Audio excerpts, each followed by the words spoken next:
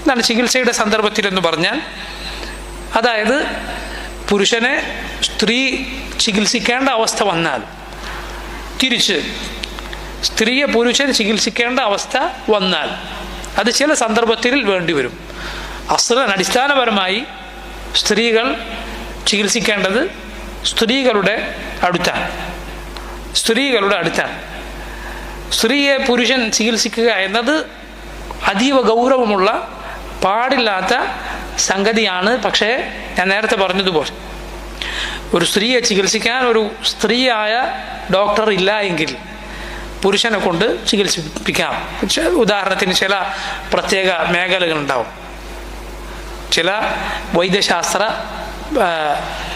ചില ചികിത്സകൾ, അതിന് തീരെ സ്ത്രീകളെ കാണുകയില്ല. ചിലതിന് പുരുഷന്മാർ മാത്രമായിരിക്കും, അല്ലെങ്കിൽ വളരെ ദൂരെ ആയിരിക്കും.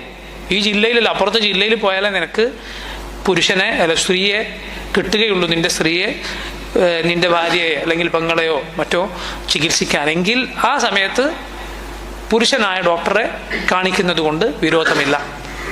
അതേസമയം അങ്ങനെ അല്ലാത്ത അവസ്ഥയിൽ സ്ത്രീയെ ചികിത്സിക്കേണ്ടത് സ്ത്രീയാണ്,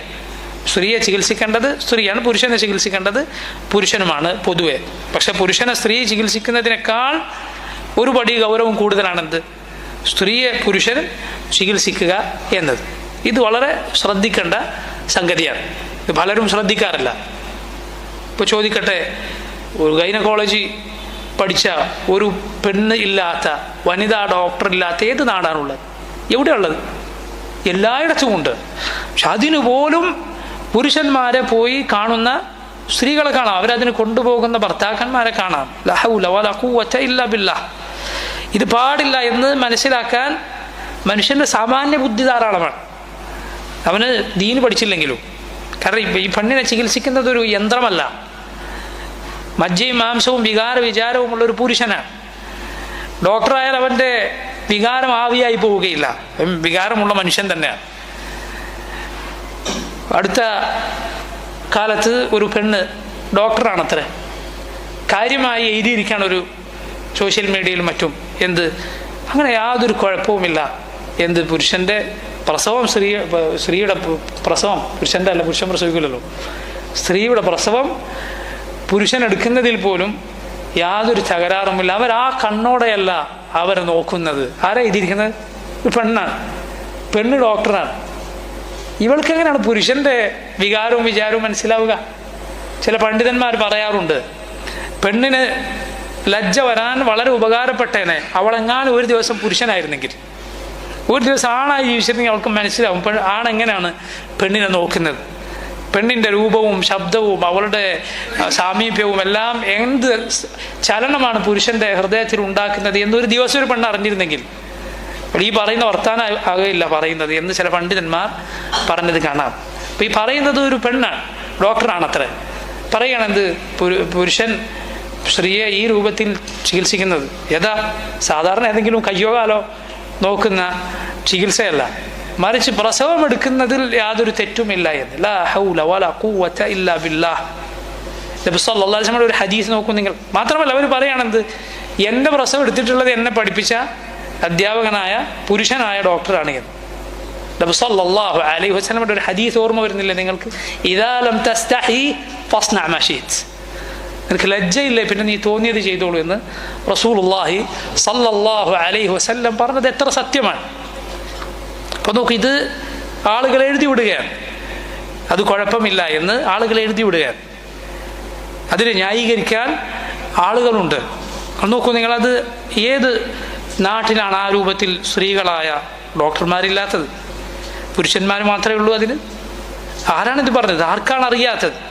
ഇത് ചിന്തിക്കാൻ, ഇത് മനസ്സിലാക്കാൻ ഒരാൾ ദീൻ പഠിക്കണമെന്ന് പോലുമില്ല, മറിച്ച് മുസ്ലിം അല്ലാത്ത ആൾക്ക് കൂടി ചിന്തിച്ചാൽ മനസ്സിലാവും ഇത് പാടില്ല എന്ന്.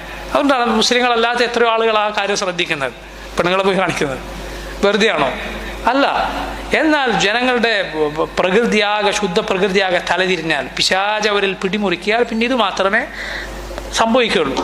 ചില ആളുകൾ ചോദിക്കും, ഇങ്ങനെ പറഞ്ഞാലായി നിങ്ങളാകട്ടെ പെണ്ണുങ്ങളെ പഠിക്കാനും സമ്മതിക്കൂല, എന്നാൽ നിങ്ങൾ പറയും എന്ത്? പെണ്ണുങ്ങളെ ചികിത്സിക്കാൻ സ്ത്രീകൾ തന്നെ വേണ്ടിയും താനും എന്ന്. പഠിക്കാതെ എങ്ങനെ ചികിത്സിക്കാൻ ആളുകളുണ്ടാകുമെന്ന്. നിങ്ങൾ നോക്കൂ സഹോദരങ്ങൾ, എത്ര കുടുസായ, എത്ര കുടുങ്ങിയ ചിന്ത കൊണ്ടാണ് ഈ രൂപത്തിൽ വർത്തമാനം പറയുന്നത്. സ്ത്രീകൾ അവർ പുരുഷന്മാരായി കൂടിക്കലരരുതെന്നും പുരുഷന്മാർ സ്ത്രീകളുമായി കൂടിക്കലരരുതെന്നും ഇതുപോലെ അങ്ങനെ ചെയ്യരുത് എന്നും പണ്ഡിതന്മാർ പറഞ്ഞത് എന്തിനാണ് സഹോദരങ്ങളെ? ദുനിയാവിൽ ഒരു പെണ്ണ് ഡോക്ടർ ഉണ്ടാകാൻ പാടില്ല, ഒരു പെണ്ണ് അധ്യാപക ഉണ്ടാകാൻ പാടില്ല എന്നതാണോ അത് അവർ പറഞ്ഞതിൻ്റെ ഉദ്ദേശം? അല്ലല്ലോ. മറിച്ച് മുസ്ലിമീങ്ങൾ, അവരിലെ കഴിവുള്ള ആളുകൾ, അവരിലെ പണക്കാർ, മുസ്ലിം സമൂഹം ഒന്നായി ഒരുമിച്ച് അധ്വാനിച്ച് പുരുഷന് പഠിക്കാൻ പറ്റിയ സ്ഥാപനങ്ങളും സ്ത്രീക്ക് പഠിക്കാൻ പറ്റിയ സ്ഥാപനങ്ങളും അവർക്ക് ജോലി ചെയ്യാൻ പറ്റിയ സ്ഥാപനങ്ങളും ഒക്കെ ഉണ്ടാക്കിയെടുക്കുക എന്നതല്ല ഇത് പറഞ്ഞതിൻ്റെ ഉദ്ദേശം. അതല്ല ഈ പറഞ്ഞതിൻ്റെ ഉദ്ദേശം, സംശയമില്ലല്ലോ. ആ ലക്ഷ്യത്തിലെത്തിയാൽ ഒരു പെണ്ണിന് എന്ത് തടസ്സം ഉണ്ടാവും? പഠിക്കാൻ ഒരു തടസ്സം ഉണ്ടാവില്ല. ഒരു പെണ്ണിന് ഒരു തടസ്സം ഉണ്ടാവില്ല. ആ ലക്ഷ്യത്തിലെത്തിയാൽ പുരുഷന് തടസ്സം ഉണ്ടാവില്ല. ശരി, ആ ലക്ഷ്യത്തിൽ എത്തിയില്ല എന്ന് കുട്ടിക്കോ, അപ്പോഴും തടസ്സം ഉണ്ടാവില്ലല്ലോ. കാരണം പഠിച്ചിറങ്ങിയ കുറേ ഉണ്ടാവുമല്ലോ. ആ ലക്ഷ്യത്തിലെത്തിയില്ല, പണ്ഡിതന്മാർ പറയുന്നത് കേൾക്കുന്നില്ല. ഇവിടെ മുസ്ലിമീങ്ങളല്ലാത്ത എത്രയോ വനിതാ ഡോക്ടർമാരുണ്ട്. ഇനി ഇതുപോലുള്ള കാര്യങ്ങൾ പാലിക്കാത്ത ആളുകൾ എത്രയോ ഉണ്ട്, അവരിവിടെ ഉണ്ടാവും. നിന്റെ മോള് ഡോക്ടറാതെ ഇവിടെ ബാക്കിയുള്ള മുസ്ലിമീങ്ങൾ ചികിത്സിക്കാൻ പെണ്ണുങ്ങളില്ലാതെ കഷ്ടപ്പെടുന്ന അവസ്ഥയൊന്നുമില്ലല്ലോ. അപ്പം നോക്കൂ, നിങ്ങൾ കാര്യങ്ങൾ മനസ്സിലാക്കേണ്ടത് ബുദ്ധി ഉപയോഗിച്ച് കാര്യം മനസ്സിലാക്കുക. അള്ളാഹു സുബ്ഹാനഹു വ തആല ഒരിക്കലും അവൻ ഹറാമിൽ നമ്മൾ അകപ്പെട്ടേ പറ്റൂ, ഹലാൽ നമുക്ക് സാധ്യമാവുകയില്ല എന്ന അവസ്ഥ ഉണ്ടാക്കുകയില്ല.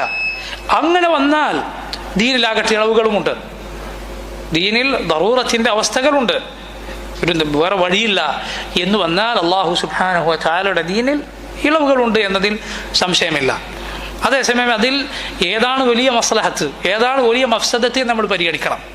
രണ്ട് മഫ്സദത്ത് മുന്നിൽ വന്നു, രണ്ട് കുഴപ്പങ്ങൾ, ഏതെങ്കിലും ഒന്ന് എടുത്താലേ പറ്റുള്ളൂ, ഏതെങ്കിലും ഒന്ന് സ്വീകരിച്ചാലേ പറ്റുള്ളൂ. ഒരു ഭാഗത്ത് ദീൻ നശിക്കുക എന്നതാണുള്ളത്. അവിടെയൊക്കെ നമ്മൾ പെൺകുട്ടികളെ പറഞ്ഞാൽ അവളുടെ ദീൻ അത് ബാക്കി ഉണ്ടാവുകയില്ല, അല്ലെങ്കിൽ അത് നശിക്കാൻ ഏറെ സാധ്യതയുണ്ട്. ഏതാണ് സഹോദര മുൻതൂക്കം കൊടുക്കേണ്ടത്? ദീനിനാണ്, സംശയമില്ല. പ്രത്യേകിച്ച് പെൺകുട്ടികളുടെ കാര്യം, അവരുടെ കാര്യം കൂടുതൽ ശ്രദ്ധിക്കേണ്ടതുണ്ട്.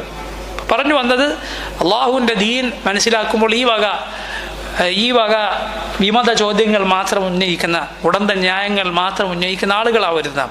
ഇത് അള്ളാഹുവിൻ്റെ ദീനാണ്, ഇത് നമ്മുടെ ആരുടെയും നമ്മൾ ആരെങ്കിലും ഉണ്ടാക്കിയതല്ല. നബി സല്ലല്ലാഹു അലൈഹി വസല്ലം പഠിപ്പിച്ച അള്ളാഹുവിൻ്റെ ദീനാണ്, ഇത് സമ്പൂർണ്ണമാണ്. ഇത് പാലിക്കുന്നത് കൊണ്ട് നമുക്ക് ഖൈർ മാത്രമേ ഉണ്ടാവുകയുള്ളൂ. ഇത് പാലിക്കുന്നത് കൊണ്ട് നമുക്ക് യഥാർത്ഥത്തിൽ ഖൈർ മാത്രമാണ് വരിക, ഇതുകൊണ്ട് ഷർ ഉണ്ടാവുകയില്ല. തിന്മകളിലേക്ക് നാം എത്തിപ്പെടാതിരിക്കാനാണ് നബി സല്ലല്ലാഹു അലൈഹി വസല്ലം ഇതെല്ലാം നമ്മെ പഠിപ്പിച്ചത്. നമ്മുടെ ഖൽബ് കേടുവരാതിരിക്കാൻ, നമ്മൾ വൃത്തികേടിലേക്ക്, വഴികേടിലേക്ക് പോകാതിരിക്കാനാണ് റസൂലുള്ളാഹി സ്വല്ലല്ലാഹു അലൈഹി വസല്ലം ഈ പറഞ്ഞ കാര്യങ്ങൾ പഠിപ്പിച്ചത്. അല്ലാഹു സുബ്ഹാനഹു വ തആല ഏറ്റവും നല്ല രൂപത്തിൽ അവൻ്റെ ദീൻ മനസ്സിലാക്കാനും അത് പാലിക്കാനും നമുക്ക് തൗഫീഖ് ചെയ്യുമാറാകട്ടെ.